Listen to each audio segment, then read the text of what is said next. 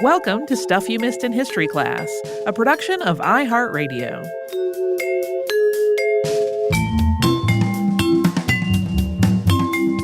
Hello and welcome to the podcast. I'm Holly Fry. And I'm Tracy V. Wilson. Somehow we have never talked about Cyrano de Bergerac. Somehow I was not entirely clear that Cyrano de Bergerac was a real person. He was. And he's often called a man of letters or a philosopher or a soldier or a duelist or a playwright or many other things. He was all of those things. But really what he may have been best at was self-invention. And his real story, because he was a real person, is pretty blurry to begin with, and he definitely contributed to that blur. But that story has been even more obscured over the centuries by the fictionalized versions of his life, or so obscured that you maybe didn't know he was a real person. So today, we are going to take a peek at what we actually do know about the man who called himself Cyrano de Bergerac. If you say Cyrano with a really beautiful French accent, it sounds great. But for me, it starts to sound spitty, so I'll probably do the more anglicized version. Heads up, we do want to let you know, there is a brief mention of harm to an animal in this one. It comes pretty late in the second segment, so just be aware of that going in. Savigny de Cyrano de Bergerac was born on March 6th, 1619 in Paris. He had an older brother named Denis, who had been born in 1614. And then in the 5 years between those two, there were two other sons who died in infancy. And then after Cyrano, another son was born named Abel in 1624. He also had a sister named Catherine, but we're not really sure where in the birth order she was born. He may have had some other siblings as well. It's not certain. For a long time, it was believed that he had been born in Gascony. Cyrano himself is said to have cultivated this particular myth. We'll talk about that a little bit more in a bit. And his father was Abel I de Cyrano, Lord of Mauvière, and his mother was Espérance Bélanger. And Abel, whose family was considered kind of minor gentry, is estimated to have been roughly 20 years older than his wife, Espérance. The Bélanger family was well-connected and relatively powerful. One biographer summed up Cyrano's family situation as, quote, richer in titles than in estates. The family lived in Paris until 1622, and at that point, they moved to the family lands at Mauvière, that was southwest of Paris. And Abel had inherited this after his mother had died, so that was Cyrano's grandmother. The idea of inheriting a country manor might conjure up images of grandness, but this wasn't especially the case here. This estate had a large house and a mill and some farm buildings, but it really wasn't especially big or fancy in comparison to a lot of other estates. No, it was, they moved to the country, essentially, in the way you might think of that phrase as being a little less grand. At the age of 7, Cyrano was sent away to school, and it was here that he met his lifelong friend, Henri Lebret.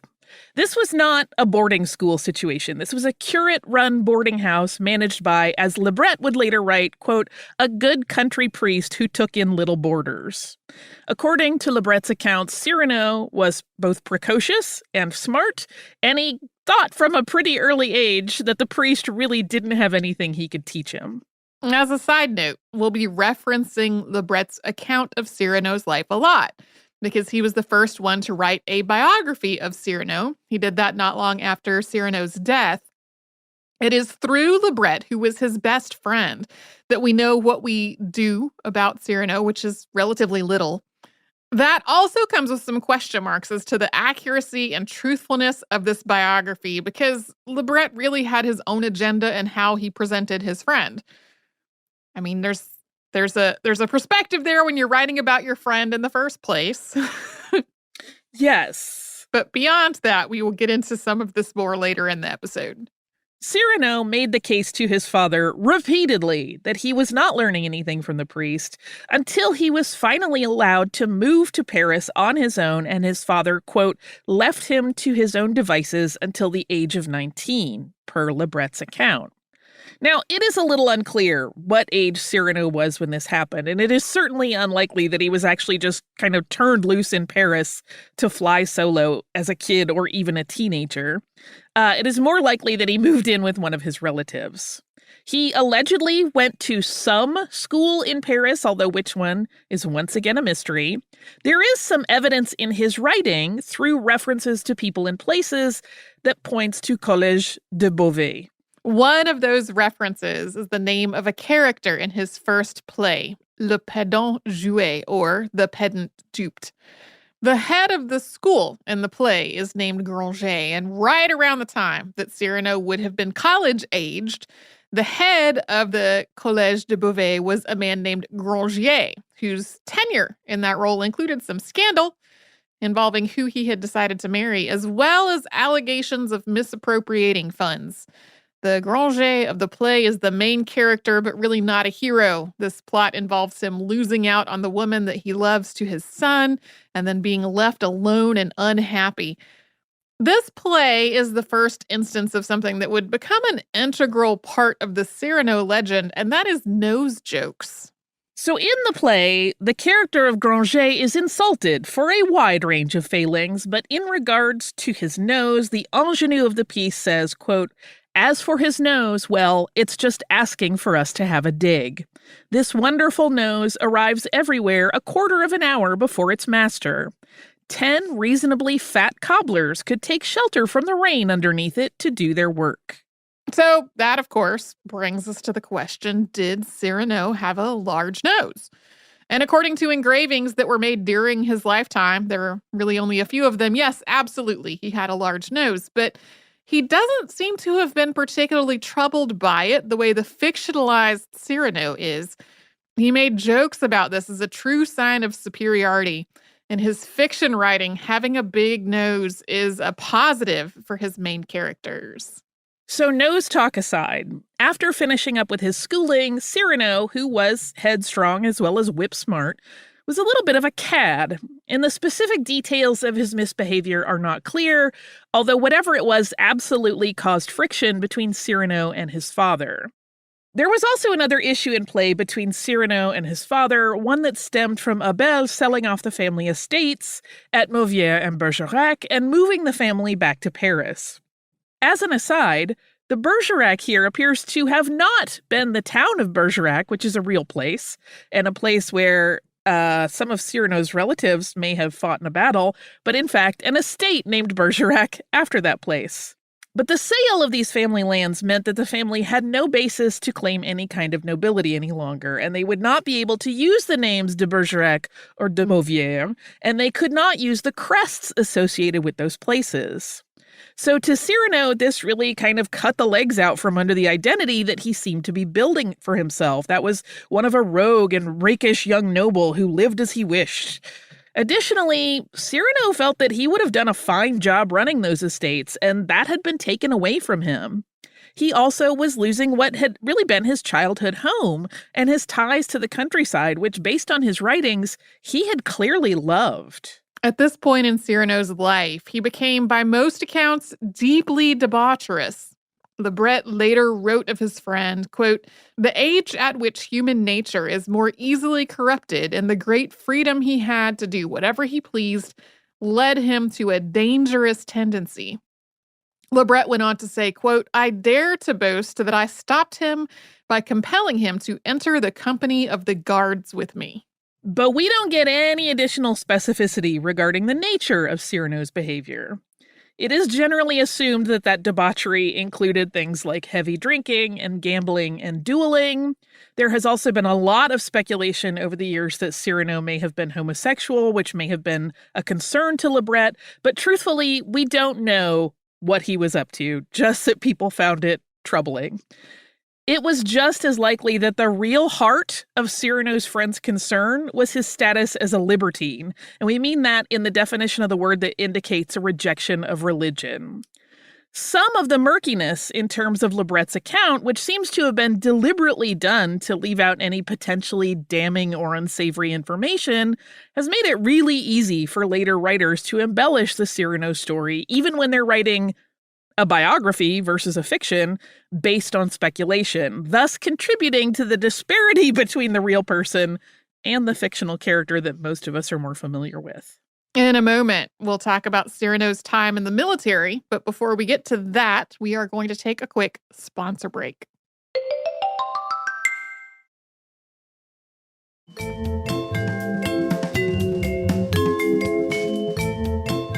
In his military service, Cyrano, along with his friend Lebret, was a member of a company that served under Commander Carbon de Casteljaloux and was made up largely of Gascons.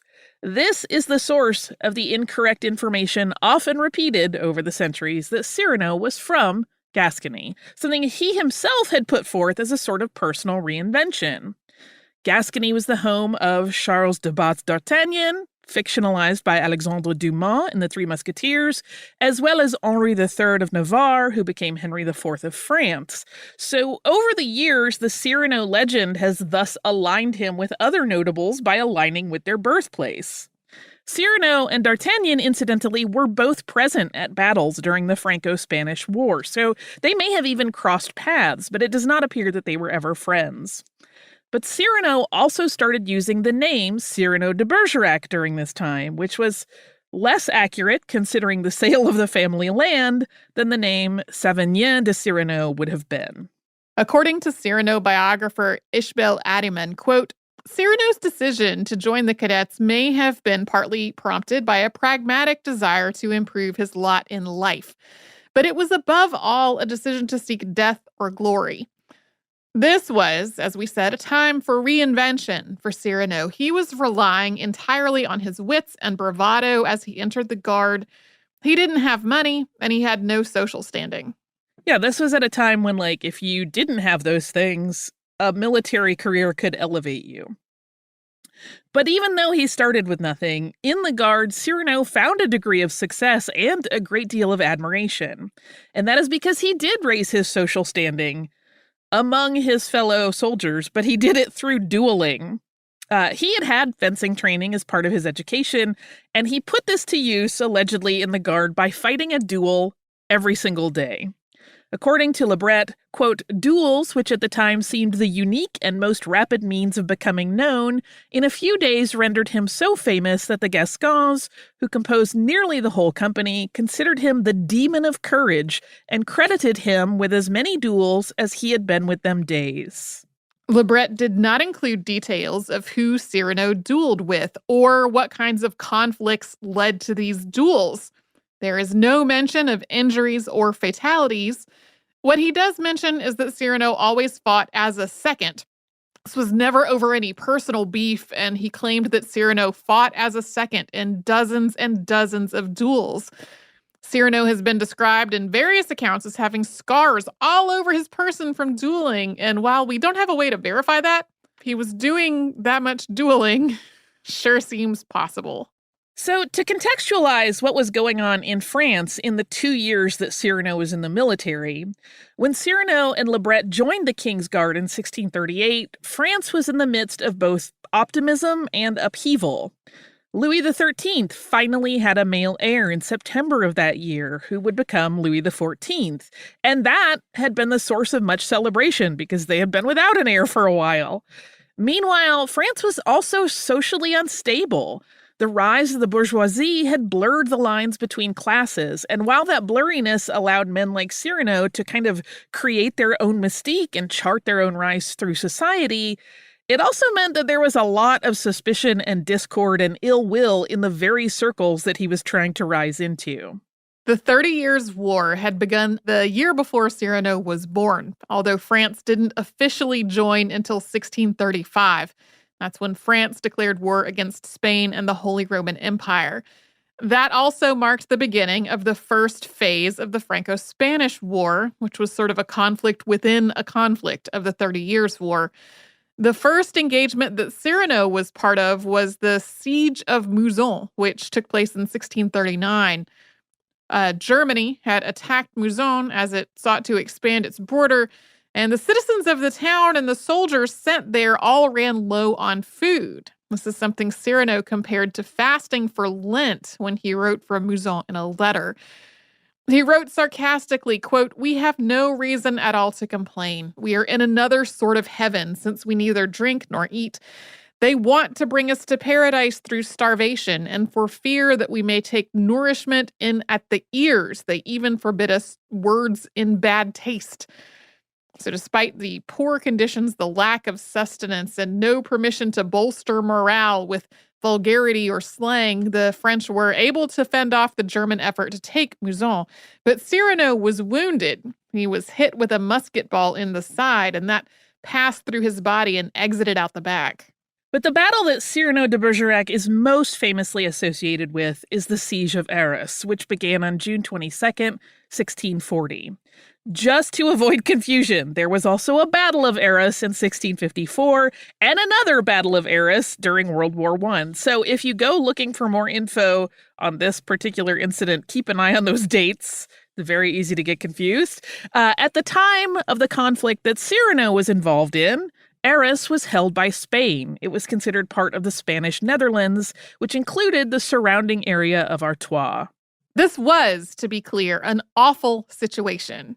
Immediately after the French had established their encampment, which was something that had required a diversionary attack on another nearby city to clear some of the Spanish troops out of Arras, which was really heavily fortified, the Spanish army had surrounded the camp. And this cut off all the supply lines. The men went hungry for 2 weeks. They weren't able to leave the encampment to carry away any waste, so sanitation grew worse and worse. Men got sick and died, but their bodies couldn't be carried out for fear that anybody trying to do that would be killed.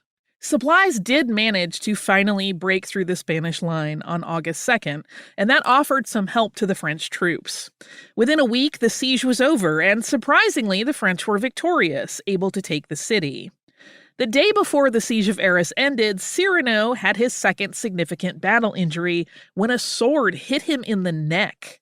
This injury never really healed completely, but his convalescence gave his modern myth one of its key figures. While he was recovering in Paris, his cousin, Madeleine Robineau, the Baroness de Neuvillette, supported him financially, and she would later become famously fictionalized as the character of Roxanne. There's no evidence that the real Cyrano ever pined for her. They seem to be friends. In 1641, Cyrano officially turned away from his military career to pursue a life of the mind. He enrolled at the Collège de Lisieux. He also started taking both fencing and dancing lessons. And this shift is described in Henri Lebret's writings as having been the result of the injury that Cyrano had suffered, and that was surely a contributing factor. But Cyrano had also been really hardened by his time in battle. There's some irony here that Lebret had likely encouraged Cyrano to enlist because he had fallen in with a crowd that, among other things, was known to be atheist. But military life only made Cyrano more convinced that there was no God, and he grappled with his memories of his military experiences for the rest of his life. And it is in this period of Cyrano's life, when he had left the army, that Lebret described another significant part of the Cyrano mythos, and that is fighting a duel with 100 men at once.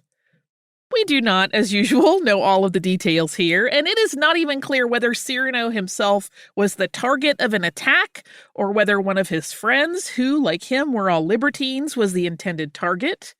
One version goes that a friend of his, named Linière, had insulted a man who sent the 100 men after him, and Cyrano, knowing an ambush was waiting, walked his friend home that night, vanquishing the ruffians as they went. The Lebret version is actually pretty similar to that, but it all takes place during broad daylight. This sounds ludicrous, and Lebret says so himself, but he also insists that it's true. He names 3 other witnesses to it. There's Monsieur de Bourgogne, Monsieur de Cavet, and Monsieur de Cuigy. All of them were honorable men.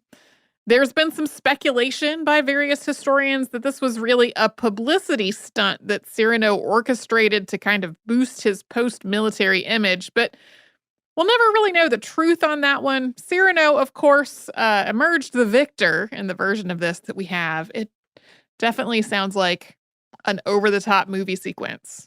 It does, which is part of why people have been like, we know he was trying to improve his social standings, so it is entirely possible he would do something like this. He definitely had a flair for the dramatic. Another one of Cyrano's exploits during this period involved dueling with an ape, by which we literally mean an animal.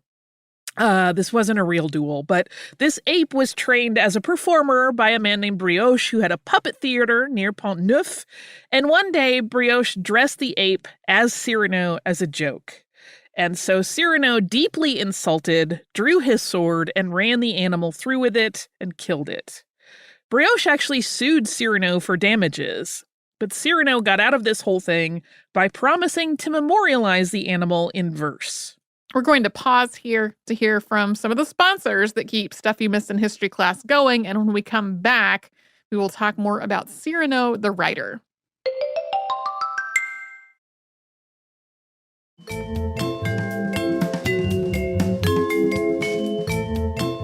During the period of his life when he focused on his studies, post-military, Cyrano became the pupil of philosopher Pierre Gassendi, possibly by simply forcing himself into the man's lectures, depending on what account you read.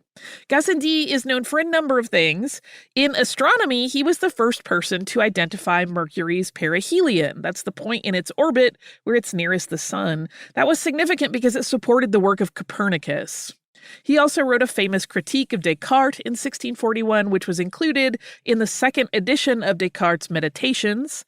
But Gassendi also tried to reconcile atomism, breaking down scientific concepts into smaller components for analysis, with the concepts of Christianity, and noted that the way that we perceive the natural world is just inherently limited by our senses. Cyrano's time with Gassendi deeply influenced his writing. And writing was something Cyrano had done throughout his life. Lebret wrote about watching Cyrano casually composing verse with great skill, even in the guard room. And his work spanned everything from verse to plays to political pamphlets to novels. He wrote Le Ministre d'État Flambé, the Minister of the Burning State, in 1649, which he signed just with the initials DB. In this and other political pamphlets, he makes a critique of Louis XIV's chief minister, Cardinal Jules Mazarin, writing that he was, quote, a man soiled by murders, poisonings, and sacrileges. But Cyrano was actually not consistent in that messaging, as he later defended Mazarin in writing starting in 1651. That actually led to speculation that Mazarin had bought Cyrano's change of heart. In 1652, Cyrano entered the patronage of the Duc d'Arpajon. This offered him a chance to publish his work with the stability of a patron behind him and a bit of his own money. This is when he published his plays. We mentioned the satirical play Le Pedant Joué earlier. That's believed to have been written in about 1645 or 1646, although Cyrano didn't publish it until he was under the Duke's protection. This play's influence lives on in the work of Molière, who borrowed from, or in some opinions, even plagiarized it for his play, The Cheats of Chopin. Molière, of course, is also tied to Cyrano in a fictional way, as he appears as a character in the 1897 Cyrano de Bergerac play by Edmond Rostand.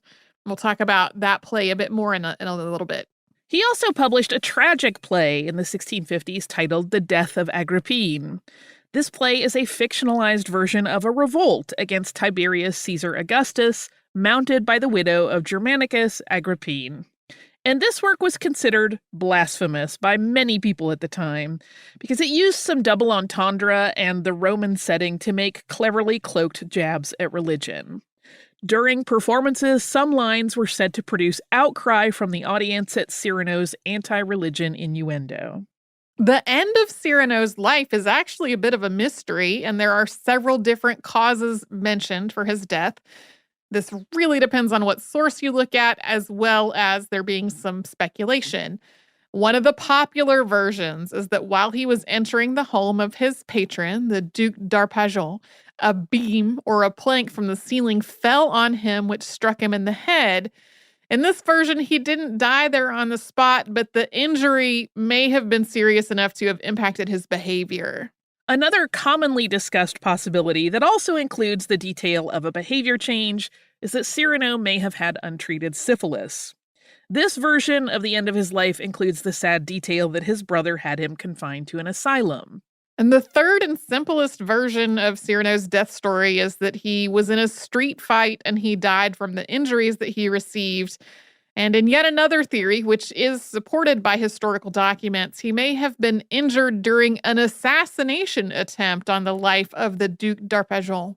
Although the cause of his death still remains a little bit murky, it is known that he died in Paris on July 28th, 1655, at the age of 36. It was not until after Cyrano's death that 2 of the 3 books in a Histoire comique series were published. The first of these is the Comical History of the States and Empires of the Moon, and the second is Comical History of the States and Empires of the Sun. These together are known as The Other World. We don't know what happened to the third novel in these series. It's usually described as having been lost or destroyed. Yeah, you'll sometimes just see all of this listed as one book called L'Autre Monde, which means the other world, and it can be a little bit tricky to find both of them translated. These books are really significant because they hold a place as early science fiction. They are what's sometimes called fantastic voyage fiction that tells stories of imaginary travels to, you guessed it, the moon and the sun. And this framework for the stories is wrapped around the hallmark of Cyrano's writing, satirization, and critique of both religion and science of the day. He included 7 different ways that people could leave the earth in these books, including one that describes a breathing engine very similar to the ramjet engine that was invented in 1913, so long after his death. Another means of conveyance that the narrator of the books, who is also named Cyrano, leaves the earth for space travel, is by strapping bottles of dew to his person, writing, quote, "I planted myself in the middle of a great many glasses full of dew, tied fast about me, upon which the sun so violently darted his rays that the heat which attracted them, as it does the thickest clouds, carried me up high, that at length I found myself above the middle region of the air." Not so grounded in science, but pretty fantastical and fun. When Cyrano visits the moon, he finds a whole culture there. The inhabitants have 4 legs, and when they speak, it sounds like music. He also meets the demon of Socrates, or the ghost of Socrates, depending on which translation you're reading, who tells him, quote, "If there is something you men cannot understand, you either imagine that it is spiritual or that it does not exist. Both conclusions are quite false. The proof of this is the fact that there are perhaps a million things in the universe which you would need a million quite different organs to know." In the second book, the sun is similarly peopled. Cyrano offers a sort of strange explanation for why people can live there, and it turns out in his writing, we're wrong about the sun. It's not made of flaming anything, it's just a regular planet. The narrator gets to the sun by building a device that has lenses which focus the energy of the sun, but it works a lot better than he intended. He was just trying to fly, but winds up being pulled all the way to the sun.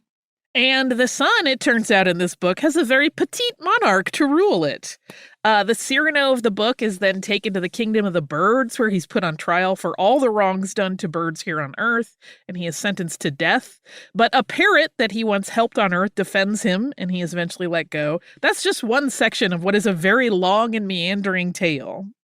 Lebret wrote that after the injury that was ultimately fatal for Cyrano, he was different and a more moral man. Quote, "that at last the libertinage of which most young people are suspected came to seem monstrous to him.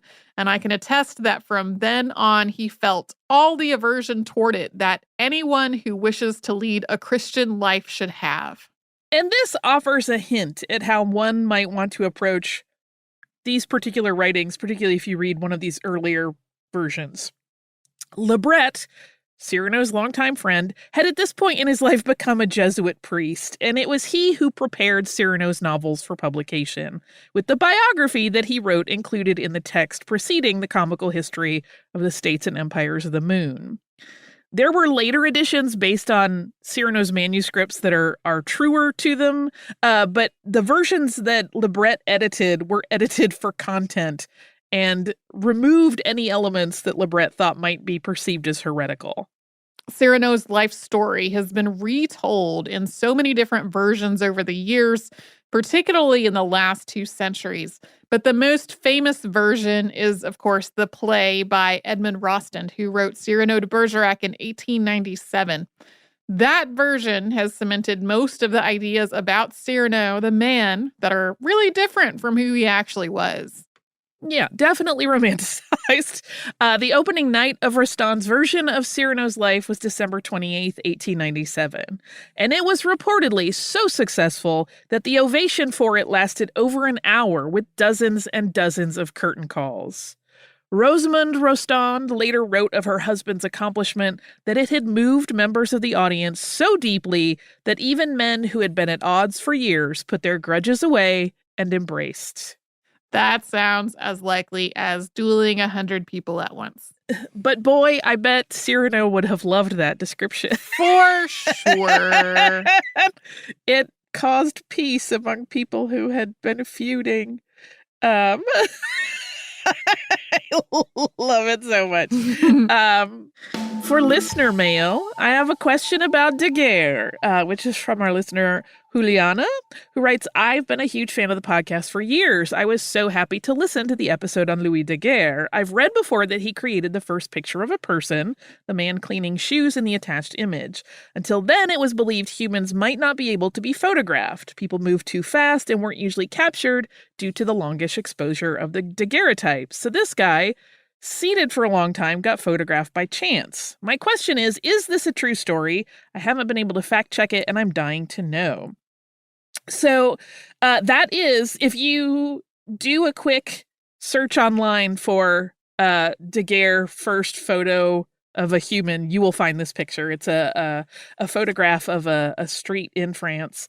And she's right, but it's not the person doing the shoe shine. It's the person getting his shoe shined that is visible. It's very far off in the distance. It's in the lower left quadrant of the picture.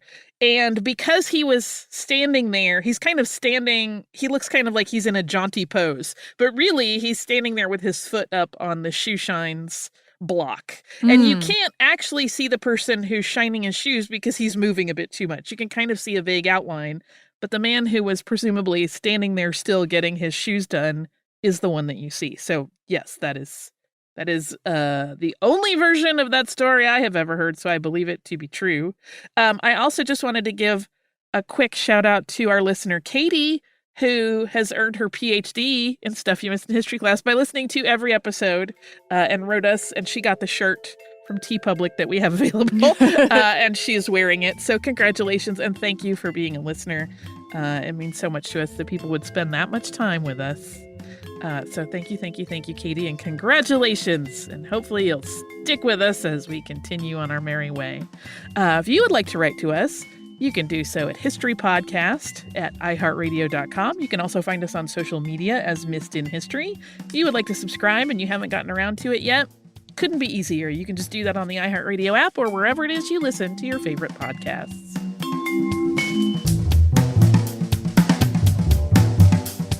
Stuff You Missed in History class is a production of iHeartRadio. For more podcasts from iHeartRadio, visit the iHeartRadio app, Apple Podcasts, or wherever you listen to your favorite shows.